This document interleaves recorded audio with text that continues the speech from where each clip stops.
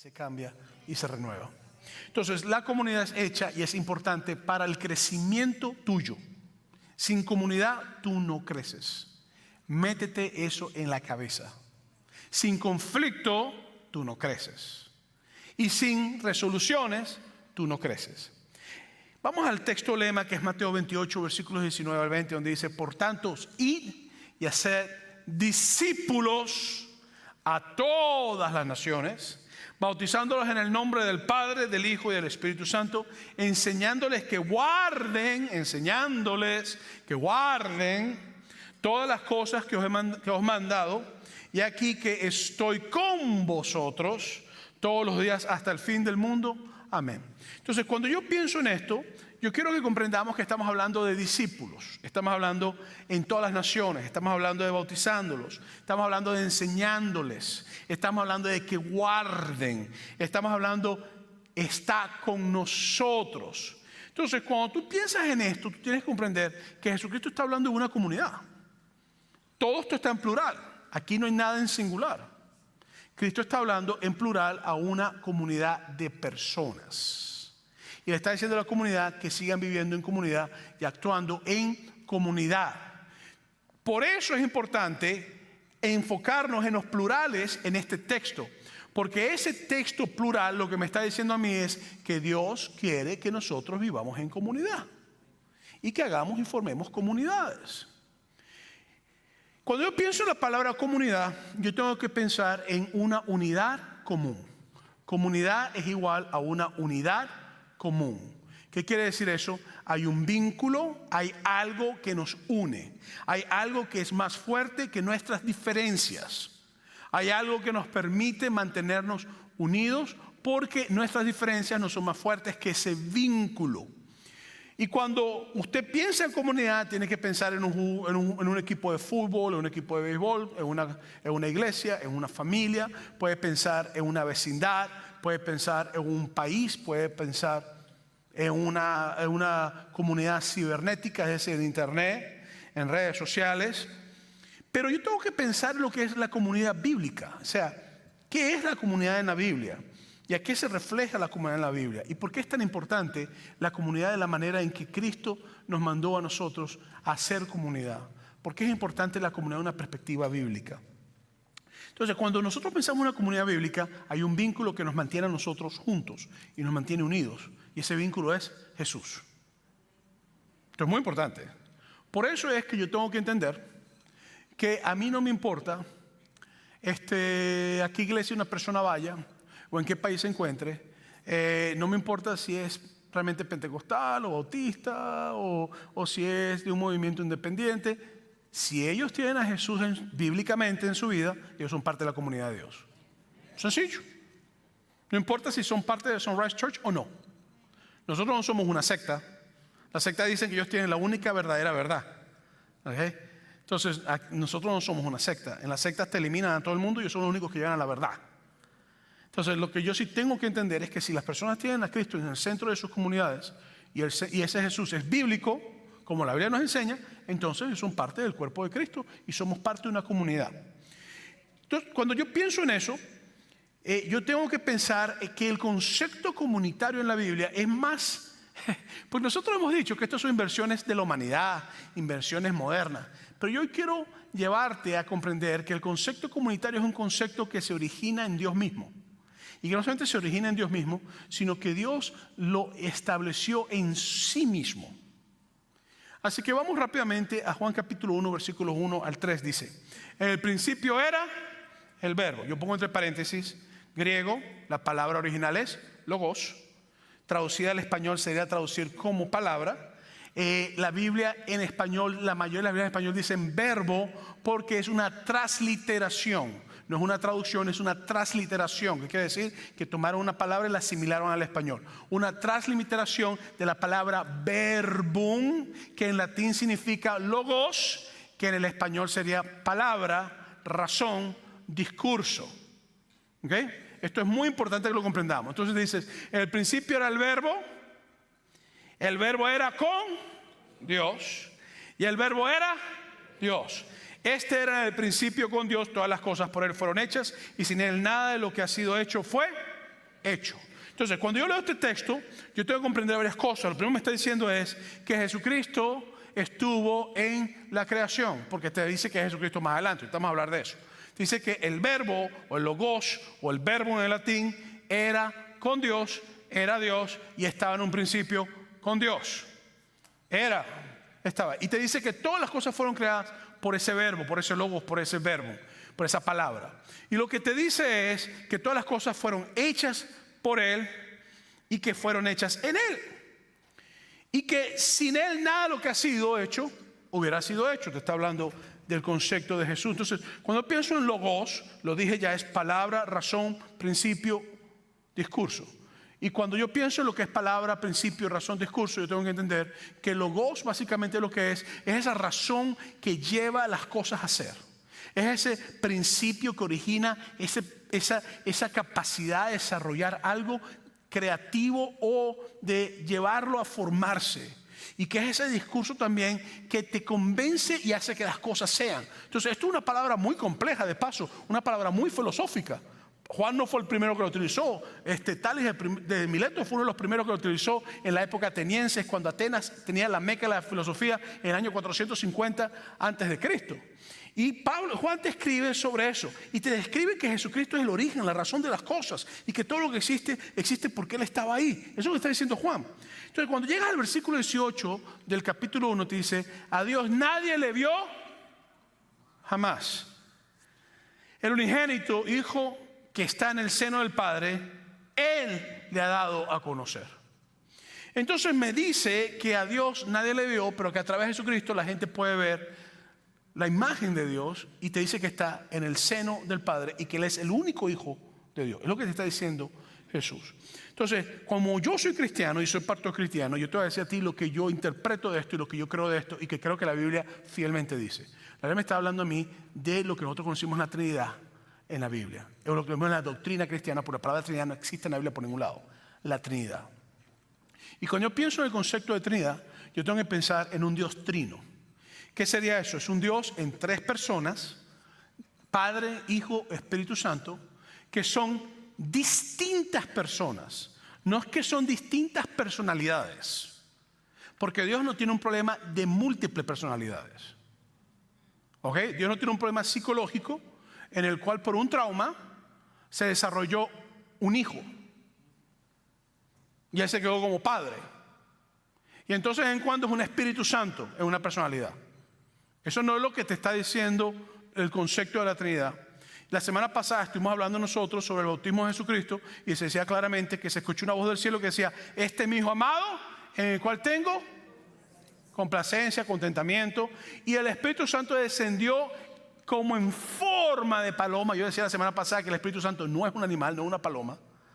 Se descendió como en forma de paloma, y cuando descendió sobre Jesucristo. Entonces, ahí en la Biblia claramente se ve un Padre, se ve un Espíritu Santo, y se ve ¿quién? El Hijo. Entonces, cuando tú piensas en eso, tú tienes que entender que la Trinidad no son tres dioses, sino que son un solo Dios en tres personas distintas en esencia, distintas, pero son iguales en esencia y naturaleza. Esencia, que ellos son Dios, no dioses, Dios. Y naturaleza, lo que es. Entonces, cuando yo pienso en esto, te dice que nadie vio nunca a Dios, que el Hijo fue el que reveló. Pero eso lo escribió Juan en el capítulo 1. Para yo entender esto mejor, yo tengo que irme a Génesis capítulo 1, versículo 1. Porque Génesis capítulo 1, versículo 1, con Juan capítulo 1, versículo 1 al 3, y después versículo 14, que te dice que Jesucristo anduvo entre nosotros, y después el 18, que te dice que a Dios nadie lo veo, sino que Él lo reveló. Te está haciendo alegoría a algo que también el capítulo de Génesis te tira. Ahora, no en cuanto a Jesús, sino al hecho de que Dios creó todo lo que existía. Te dice, en Génesis 1:1 dice: en el principio creó Dios los cielos y la tierra. Y te dice en versículo 2: y el Espíritu de Dios se movía sobre la faz de las aguas. Entonces, cuando tú empiezas a tirarte y a estudiar esto, ya tú empiezas a darte cuenta de que lo que Juan está haciendo es que te está haciendo un paralelismo con lo que era Génesis capítulo 1, y te está explicando literalmente de que hay un Dios creador, el Padre, el Hijo, o sea, y te habla de una Trinidad que es co-creadora, es decir, el Espíritu Santo estaba ahí, estaba moviéndose. Dios dijo que ocurriera. Jesús dice, todas las cosas han salido del Padre, dice la Biblia. Entonces, aquí no piense usted que es Jesús manifestado en el Padre y en el Espíritu Santo. Eso no es lo que está hablando la Biblia. Ni el Padre manifestado en Jesús no está hablando la Biblia. Está hablando de tres personas distintas. Y cuando yo pienso en esto, entonces yo tengo que entender de que cuando tú vas a Génesis capítulo 1, versículo 26, sigue hablándote Dios hablando. Y dice, entonces dijo Dios, hagamos al hombre a nuestra imagen, conforme a nuestra semejanza. Y señoré en los peces del mar, en las aves de los cielos, en las bestias y en toda la tierra, y en todo animal que se arrastra sobre la tierra. Entonces Dios dice, hagamos al hombre. Este Dios que es trino dice, hagamos al hombre. Creemos al ser humano para que pueda vivir, para que pueda estar. Y se presenta esa relación estrecha que existe entre Dios.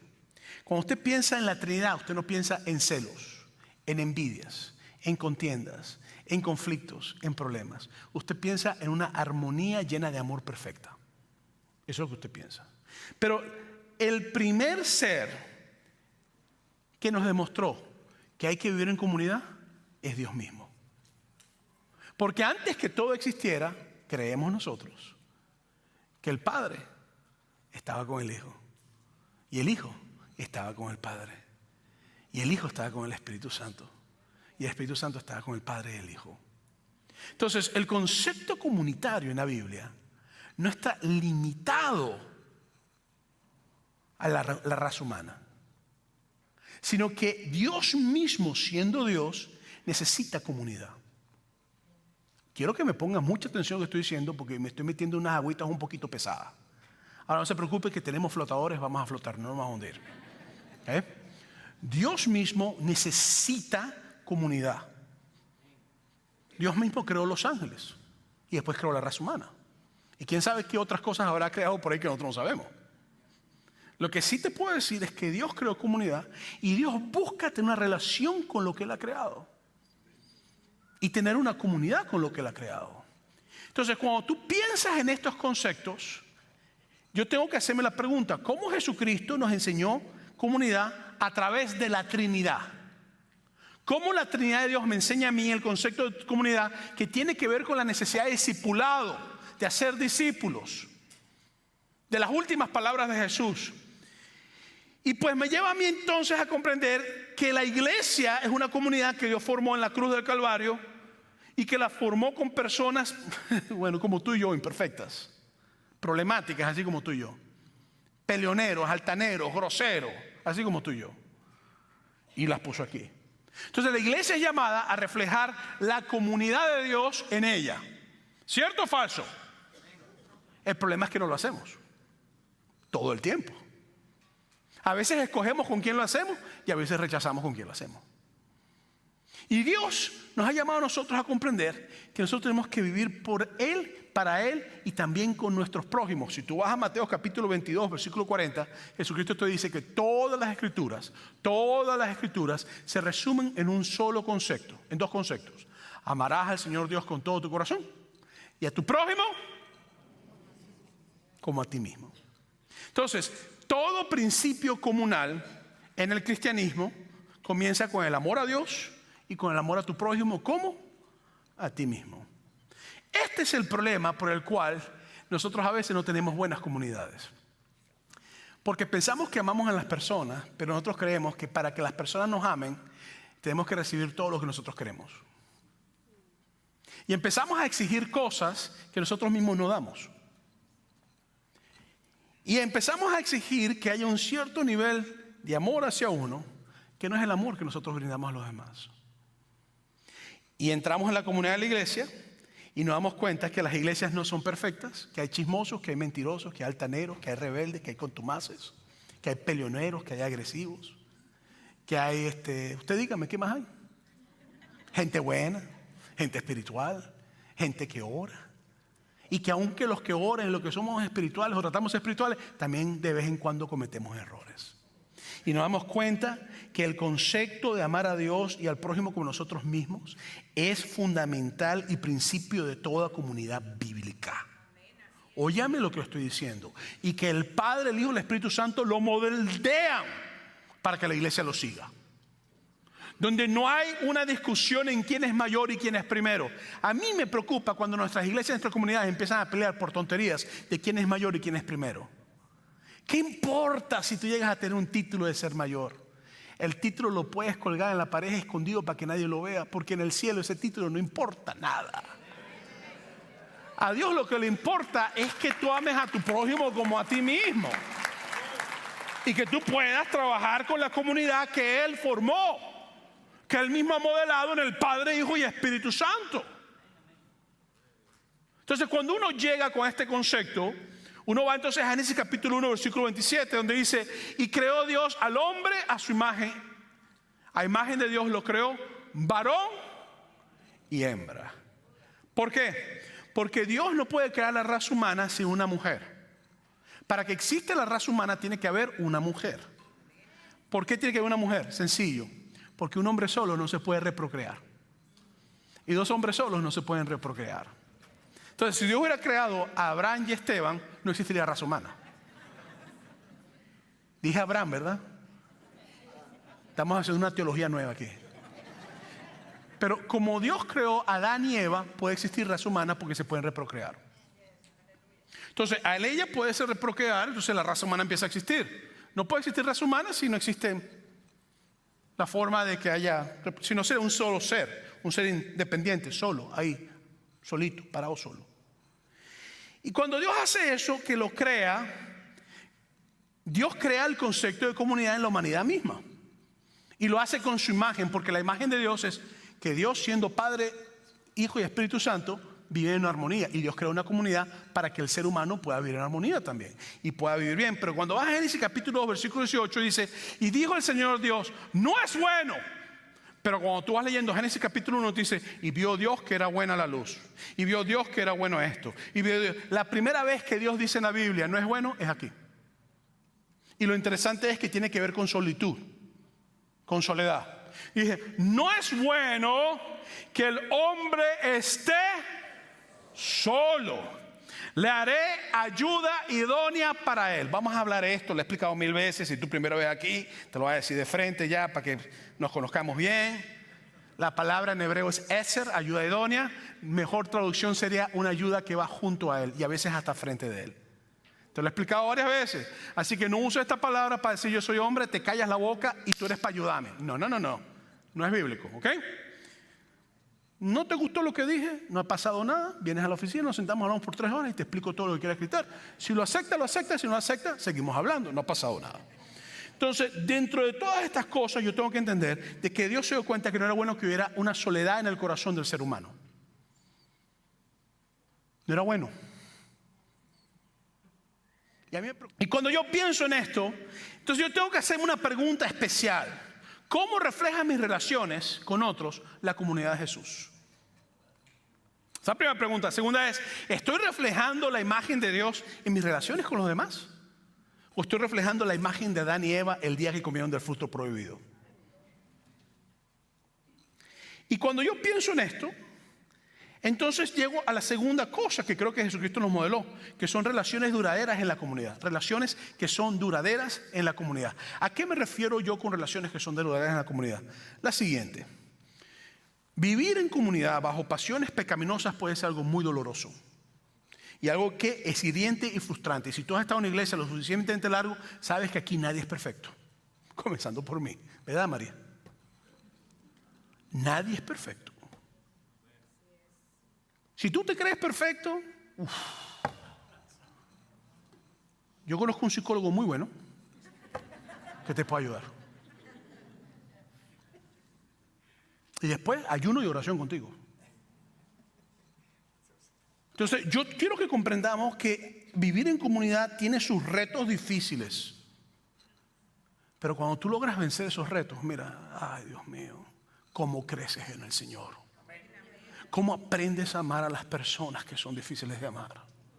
Cómo Dios empieza a moldear la imagen de Jesús en ti.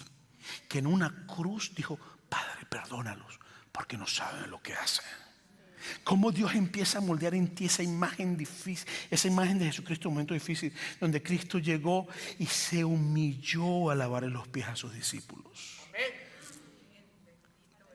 Son comunidades bíblicas que no se mueven por mis caprichos, ni quién yo soy, ni mi apellido, ni lo que yo conozco y lo que yo sé, sino que se mueven en el vínculo de la cruz, en la ternura que miró al ladrón en la cruz y le dijo: tus pecados te son perdonados, te veo hoy en el paraíso. En ese amor tierno que vio y dijo: Padre, cúbrelos. Ese amor que dijo: entrego mis manos, mi espíritu. Eso es lo que me estoy diciendo. Ese amor que dijo: no pagarás mal por mal, ojo por ojo, ni diente por diente, sino que amarás a tu enemigo. Esa es la comunidad bíblica. Pero la política nos ha ensuciado la iglesia. Yo soy republicano y Kamala Harris robó las elecciones y Trump es el hijo del diablo. Yo soy trompista, yo soy trompista y Kamala Harris era la hija del diablo. Estás equivocado tú. Y traen esas cochinadas aquí a la iglesia. Te lo digo como una exhortación. Aquí Cristo es Rey. Punto, se acabó.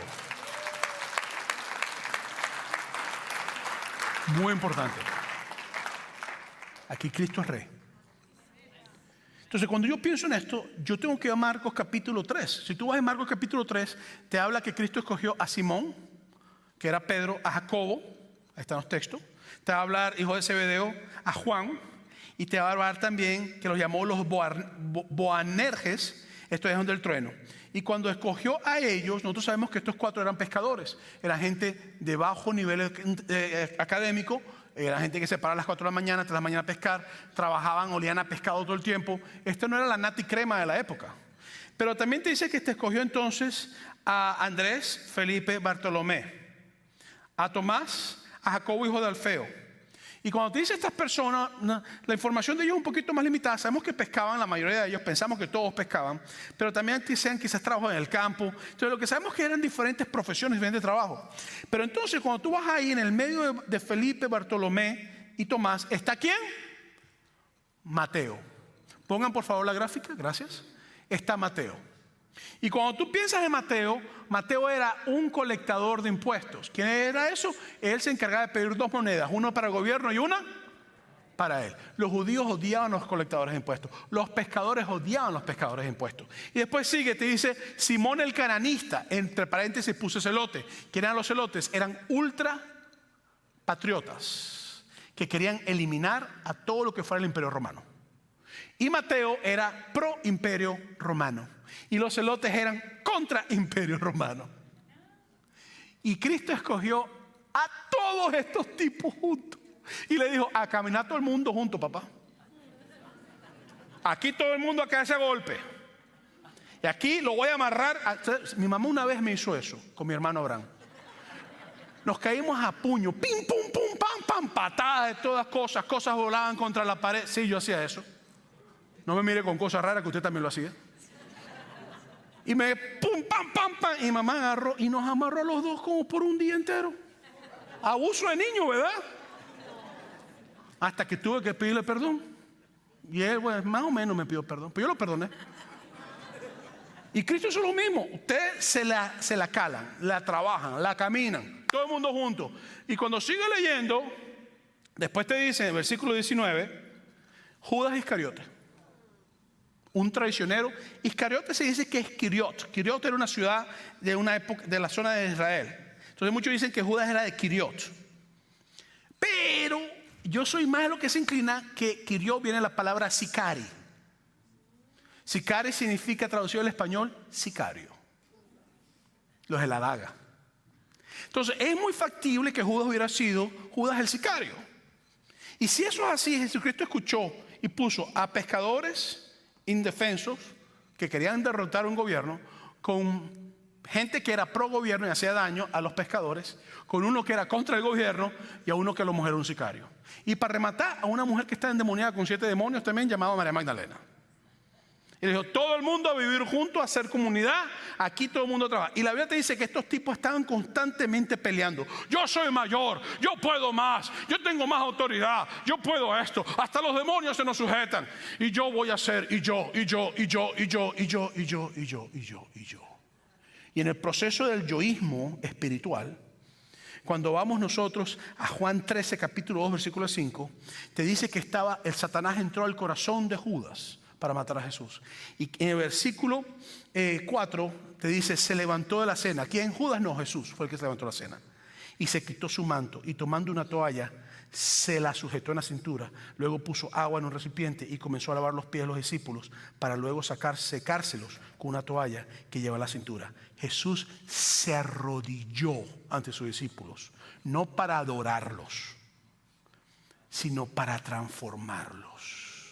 Porque a veces la humildad es la mayor transformación que una persona puede tener. Y Cristo se arrodilló a los pies de los discípulos. Y los discípulos, párate, ¿qué estás haciendo? Cálmate, hay que lavarte los pies, los tienes sucios. Tu orgullo es más grande que tú. Ven acá. El polvo del orgullo te ha ensuciado los pies. El polvo de la falta de perdón y de rencor. El polvo de sentirte mejor. El polvo de criticar. El polvo de pelear. Eso hay que lavarlo diariamente. Y después Jesucristo, en los próximos versículos, porque en la comunidad hay que invertir para que dure. En el versículo 14 17, Jesucristo le dice, pues si yo, el Señor y el Maestro, les he lavado los pies, también ustedes deben lavarse los pies los unos a los otros. Entonces la comunidad, señores, no es, me miraste feo, no me gustó. La comunidad, estamos en esto juntos y lo arreglamos. Porque si no, entonces estamos en la comunidad de Adán y Eva y no en la comunidad de Cristo. Y Dios me ha llamado a mí a ser una comunidad que refleja al Padre, al Hijo y al Espíritu Santo. Y mientras sigo, entonces yo tengo que hacer una pregunta. ¿Cómo estoy perseverando a través de las dificultades en la comunidad de los discípulos? Porque tú me vas a decir que tú no has tenido problemas aquí. No te creo si tú me dices eso. No, pastor, yo estoy recién llegado. Ah, ok, soy diferente. Mañana lo vas a tener con alguien. No ha pasado nada. Mañana te lo mandamos para que te haga la bien posible. Tú no puedes rendirte a la comunidad porque eres parte de la comunidad. Porque tienes el sello que te hace parte de la comunidad, Jesús, el Espíritu Santo, la presencia del Padre. Y yo sé que hay personas que es más fácil mandárselos a Dios que trabajar con ellos. Pero esos son las mejores personas en tu vida, porque son los que te hacen parecerte más a Jesús. En Efesios capítulo 4, versículo 2 al 3 dice, y que sean humildes y mansos y tolerantes y pacientes unos con otros en el amor. Procuren mantener la unidad del Espíritu y el vínculo de la paz. Este es nuestro llamado para discipulado comunitario. Y me lleva al tercer punto de hoy. Nuestras vidas en la eternidad serán relacionales. No pienses tú que esa persona que te hace la vida imposible a ti aquí, que tú detestas, que odias, que te cae gorda esa persona, no puede ser tu vecino en el cielo o vivir en la misma casa del cielo. Si yo fuera Dios, te lo pongo en el cielo eternamente. Porque si no aprendiste en la tierra, eternamente vas a tener suficiente tiempo para aprender. En Juan 14:1 Jesucristo dice, no se turbe vuestro corazón, ustedes creen en Dios, crean también en mí, en la casa de mi Padre hay muchos aposentos. Si no fuera así, nos hubiera dicho, así que voy a preparar un lugar para ustedes. Yo siempre pienso en esto, yo pienso, ¿quién llegará al cielo hoy que conoce a alguien que está ahí? Y después cuando es Apocalipsis capítulo 7, ahí en el capítulo 7 Apocalipsis, versículos 9 al 10 dice que había de toda tierra, tribu, lengua, nación, todo el mundo en una comunidad perfecta sin importar división. Eso es aquí que usted dice, yo soy de Salvador, yo soy México, ay, me odio. Yo soy Venezuela y Colombia, Dios bendiga a mis hermanos colombianos, como los amo a todos, comemos arepas todos igualitos y ellos tienen una bandeja paisa que Venezuela no la tiene y qué rica está la bandeja paisa. Amén. O sea, que si el guatemalteco con el nicaragüense, todos somos de Cristo si estás en Cristo Jesús. Que si es negrito, que si es gordito, que si es flaco, que si es peleonero, que tú crees, pues todo el mundo habla de los apóstoles, los discípulos. Ay, el apóstol Pedro. Pedro tiene un carácter, no, hediondo, malo. Y Cristo trabajó con el carácter de Pedro. Juan, no fue ese Juan, no. Dígame el Tomás y Judas. ¿Tú sabes lo difícil que es trabajar con Judas? Y Cristo la noche que fue entregado dijo, amigo, con un beso me entregas.